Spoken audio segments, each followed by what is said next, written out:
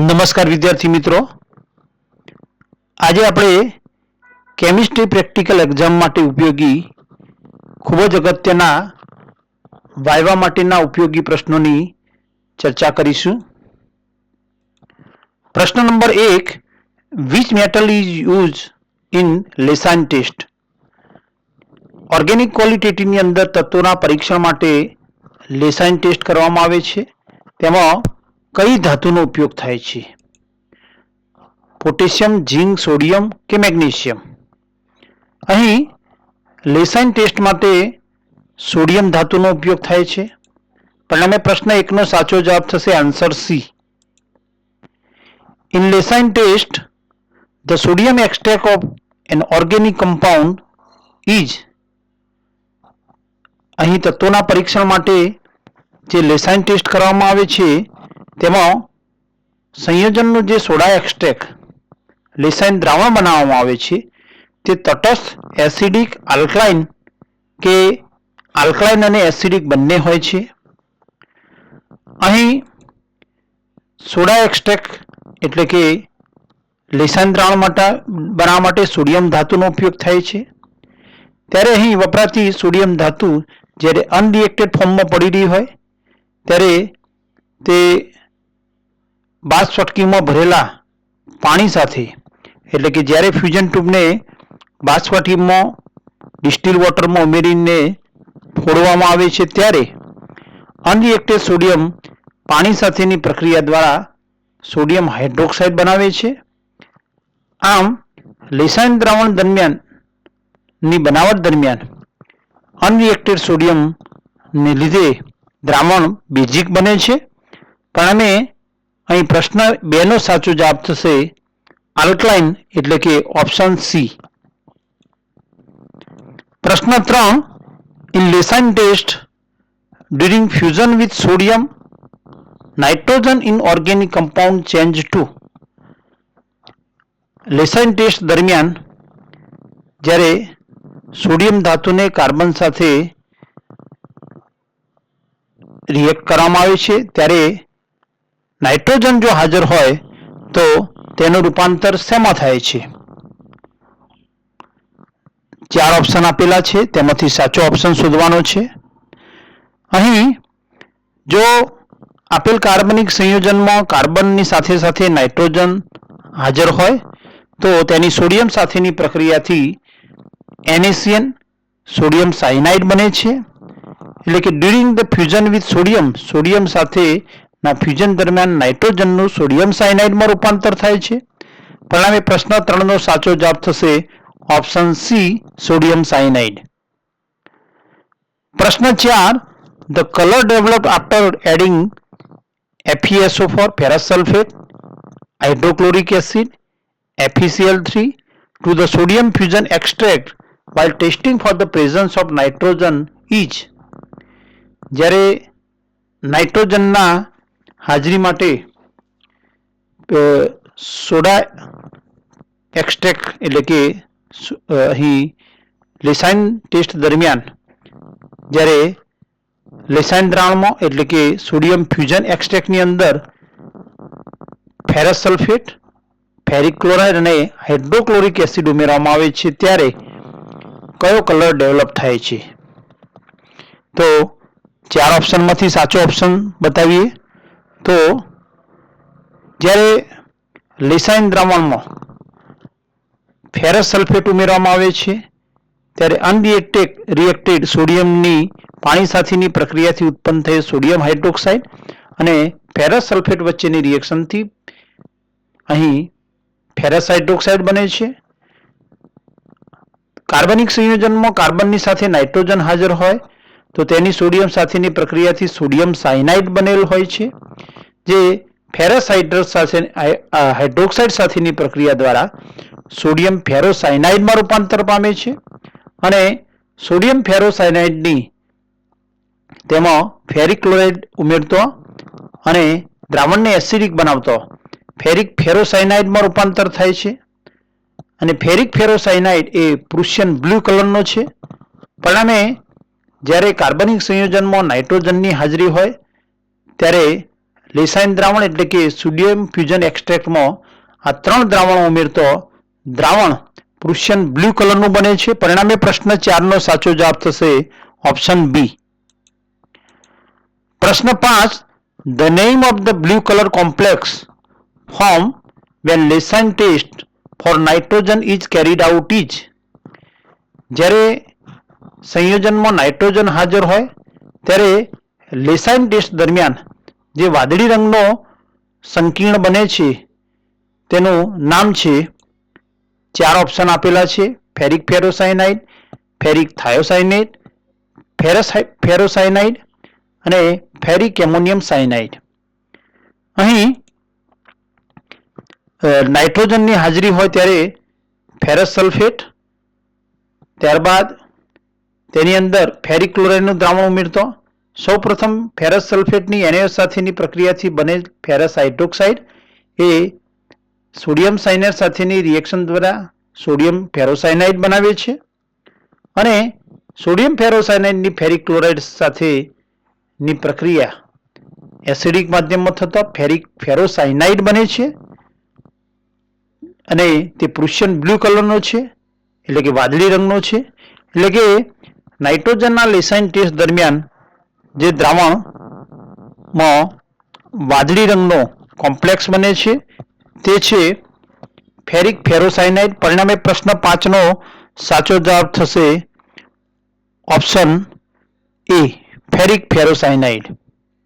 પ્રશ્ન 6, the formula of ferric ferrocyanide formed during Leysin test is conducted with a compound having nitrogen is. જ્યારે સંયોજનમાં nitrogen હાજર હોય ત્યારે લેસાઇન ટેસ્ટ દરમિયાન જે ફેરિક ફેરોસાયનાઇડ બને છે તેની ફોર્મ્યુલા છે, તેનું સૂત્ર છે. 4 ઓપ્શન આપેલા છે. અગાઉ આપણે જોયું તેમ નાઇટ્રોજન અને કાર્બન બંને હાજર હોય ત્યારે અહીં દ્રાવણમાં ફેરસ સલ્ફેટ, ફેરિક ક્લોરાઇડ અને હાઇડ્રોક્લોરિક એસિડ ઉમેરતો ફેરિક ફેરોસાયનાઇડ બને છે અને તેમાં સોડિયમ ફેરોસાયનાઇડની FeCl3 સાથેની પ્રક્રિયાથી સોડિયમનું Fe વડે વિસ્થાપન થાય છે અને સોડિયમ ફેરોસાયનાઇડમાંથી ફેરિક ફેરોસાયનાઇડ બને છે અને તેની ફોર્મ્યુલા છે Fe4 FeCN6 થ્રાઇસ. અને પરિણામે પ્રશ્ન 6 નો સાચો જવાબ થશે ઓપ્શન ડી. પ્રશ્ન 7, which of the following compounds do not give the test for nitrogen in spite of having nitrogen? નીચેનામાંથી કયું સંયોજન જે નાઇટ્રોજન ધરાવતું હોવા છતાં નાઇટ્રોજનનો ટેસ્ટ આપતું નથી? NH2NH2 હાઇડ્રોજન, યુરિયા જેનું અણુસૂત્ર છે NH2CONH2, થાયોરિયા જે NH2CSNH2 કે ઓપ્શન ડી આપેલા બધા જ. Nitrogen is detected only when sodium cyanide is formed during sodium fusion test. જ્યારે લેસાઇન ટેસ્ટ કરવામાં આવે છે ત્યારે નાઇટ્રોજનની પરખ ત્યારે જ કરી શકાય કે જ્યારે સોડિયમ ફ્યુઝન ટેસ્ટ દરમિયાન સોડિયમ સાયનાઇડ બનતો હોય. It requires carbon along with nitrogen in the organic compound. અને સોડિયમ સાયનાઇડ ત્યારે જ બની શકે કે જ્યારે કાર્બનિક સંયોજનમાં કાર્બનની સાથે સાથે નાઇટ્રોજન હાજર હોય. Hydrogen do not contain carbon. અહીં યુરિયા અને થાયોરિયા બંનેમાં નાઇટ્રોજનની સાથે સાથે કાર્બન હાજર છે. પરિણામે તેઓ બંને લેસાઇન ટેસ્ટમાં નાઇટ્રોજનનો ટેસ્ટ આપે છે, પરંતુ NH2NH2 હાઇડ્રોજન જેમાં નાઇટ્રોજન હાજર છે પરંતુ નાઇટ્રોજન તત્વની સાથે સાથે કાર્બન હાજર નથી. પરિણામે હાઇડ્રોજન કાર્બન ધરાવતો ન હોવાથી અહીં સોડિયમ ફ્યુઝન દરમિયાન સોડિયમ સાયનાઇડ બનતો નથી. It can not form. અને પરિણામે હાઇડ્રોજન એ લેસાઇન ટેસ્ટમાં નાઇટ્રોજનનો ટેસ્ટ આપતો નથી, એટલે કે અહીં પ્રશ્ન 7નો સાચો જવાબ થશે ઓપ્શન એ હાઇડ્રોજન. પ્રશ્ન 8, if both nitrogen and sulfur are present during fusion with sodium, which of the following compound is formed? જ્યારે સંયોજનમાં નાઇટ્રોજન અને સલ્ફર બંને તત્વો હાજર હોય ત્યારે સોડિયમ ફ્યુઝન દરમિયાન નીચેનામાંથી કયું સંયોજન બને છે? સોડિયમ સાયનેટ, સોડિયમ થાયોસાયનેટ, સોડિયમ આઇસોથાયોસાયનેટ કે સોડિયમ નાઇટ્રોપ્રુસાઇડ? તો જ્યારે આપેલ કાર્બનિક સંયોજનમાં નાઇટ્રોજન અને સલ્ફર હાજર હોય અને સાથે સાથે કાર્બન પણ હાજર હોય તો સોડિયમ ફ્યુઝન દરમિયાન અહીં સોડિયમ સલ્ફોસાયનાઇડ અથવા સોડિયમ થાયોસાયનાઇડ કહી શકાય. એટલે કે અહીં નાઇટ્રોજન અને સલ્ફર બંને હાજર હોય તો સોડિયમ ફ્યુઝન દરમિયાન સોડિયમ થાયોસાયનેટ બને છે. પરિણામે પ્રશ્ન 8નો સાચો જવાબ થશે ઓપ્શન બી.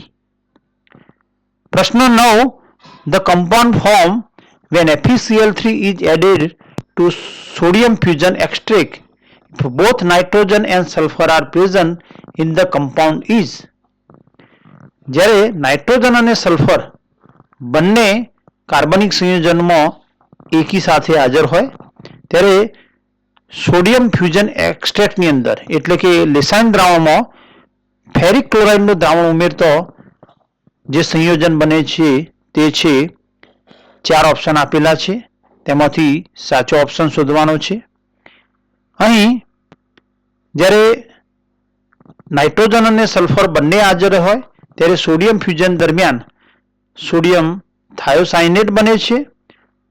આમ લેસાઇન દ્રાવણમાં સોડિયમ થાયોસાયનેટની હાજરી હોય છે અને તેમાં ફેરિક ક્લોરાઇડનું દ્રાવણ ઉમેરતો અહીં ફેરિક થાયોસાયનેટ બને છે. એટલે કે પ્રશ્ન 9નો સાચો જવાબ થશે ઓપ્શન સી ફેરિક થાયોસાયનેટ. પ્રશ્ન 10, the color formed when FeCl3 is added to sodium fusion extract of compound containing both nitrogen and sulfur is? જ્યારે કાર્બનિક સંયોજનમાં નાઇટ્રોજન અને સલ્ફર બંને હાજર હોય ત્યારે સોડિયમ ફ્યુઝન એક્સ્ટ્રેક્ટ એટલે કે લેસાઇન દ્રાવણમાં ફેરિક ક્લોરાઇડનું દ્રાવણ ઉમેરતો જે દ્રાવણમાં કોમ્પ્લેક્સ બને છે એટલે કે દ્રાવણનો રંગ કેવો હશે? The color formed when FeCl3 is added. Ferric ક્લોરાઇડનું દ્રાવણ ઉમેરતો દ્રાવણ કયા રંગનું બને છે? 4 ઓપ્શન આપેલા છે. અહીં જ્યારે નાઇટ્રોજન અને સલ્ફર બંને હાજર હોય ત્યારે સોડિયમ ફ્યુઝન દરમિયાન સોડિયમ સલ્ફોસાયનાઇડ બને છે અને તેમાં ફેરિક ક્લોરાઇડનું દ્રાવણ ઉમેરતો ફેરિક સલ્ફોસાયનેટ બને છે સાયનાઇડ બને છે અને તે બ્લડ રેડ કલર એટલે કે લોહી જેવો લાલ રંગ ધરાવે છે. અને પરિણામે અહીં જો કાર્બનિક સંયોજનોમાં નાઇટ્રોજન અને સલ્ફર બંને હાજર હોય તો લેસાઇન દ્રાવણની અંદર ફેરિક ક્લોરાઇડનું દ્રાવણ ઉમેરતો દ્રાવણ એ બ્લડ રેડ કલરનું બને છે. પરિણામે પ્રશ્ન 10નો સાચો જવાબ થશે ઓપ્શન એ. પ્રશ્ન 11, compounds with only sulfur form which of the following compound when fused with sodium metal?